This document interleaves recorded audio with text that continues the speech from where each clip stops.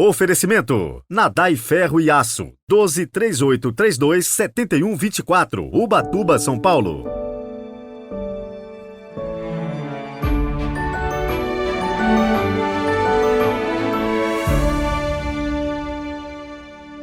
Sábado, 4 de fevereiro de 2023, mais um fim de semana, nos encontramos aqui para meditarmos juntos a palavra do Senhor.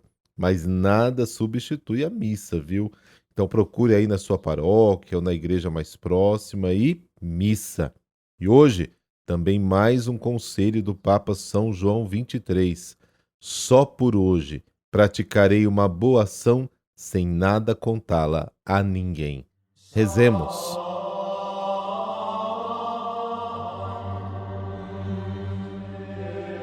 Pelo sinal da Santa Cruz, livrai-nos Deus, nosso Senhor, dos nossos inimigos.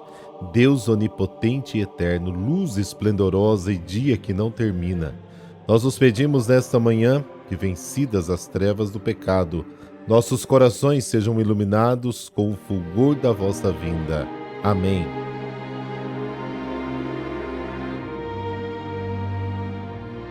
Marcos, capítulo 6, versículos de 30 a 34. O Senhor esteja convosco, Ele está no meio de nós.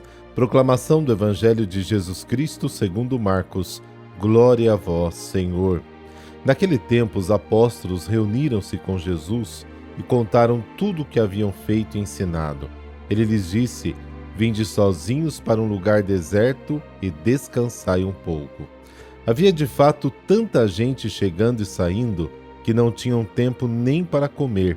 Então foram sozinhos de barco para um lugar deserto e afastado.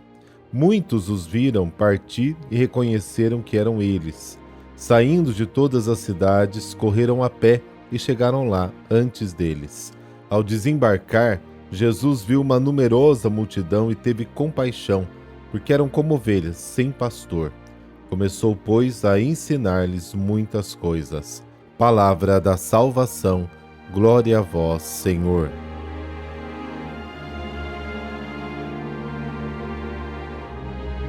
Jesus não confia muito no entusiasmo. Sabe que ele se desvanece diante das primeiras dificuldades. Marcos capítulo 4. E que não é sinal de fé.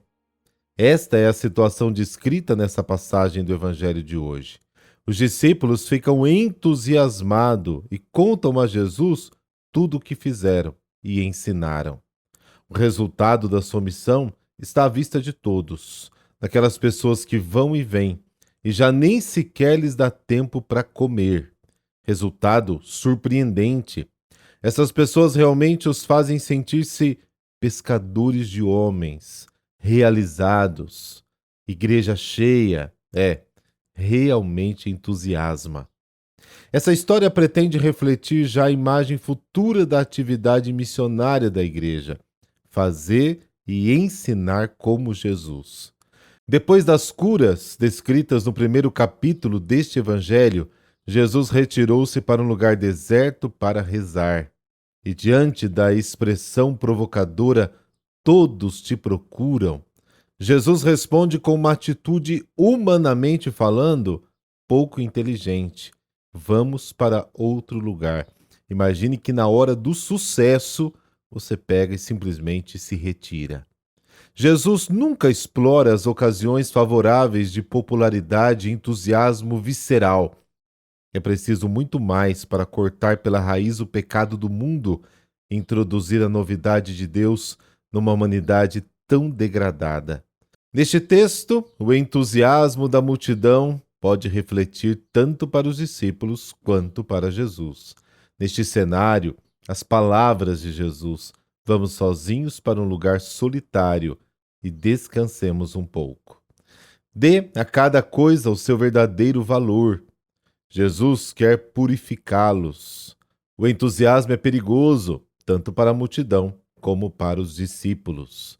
O ensinamento é claro: se quisermos evitar os perigos da popularidade, não devemos nos deixar dominar pelo entusiasmo, com que nos faz perder o senso do limite e nos deixa com a cabeça fervendo.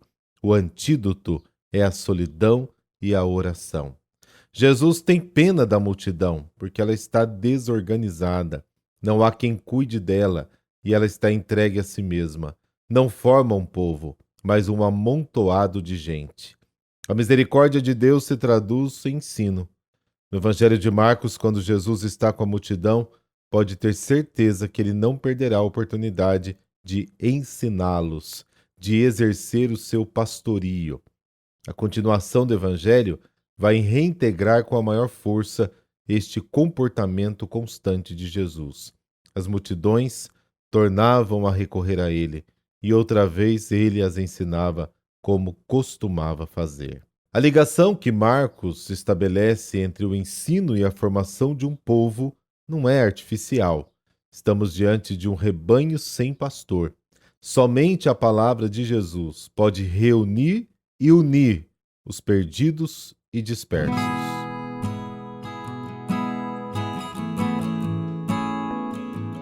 Hoje a igreja celebra Santo André Corsini.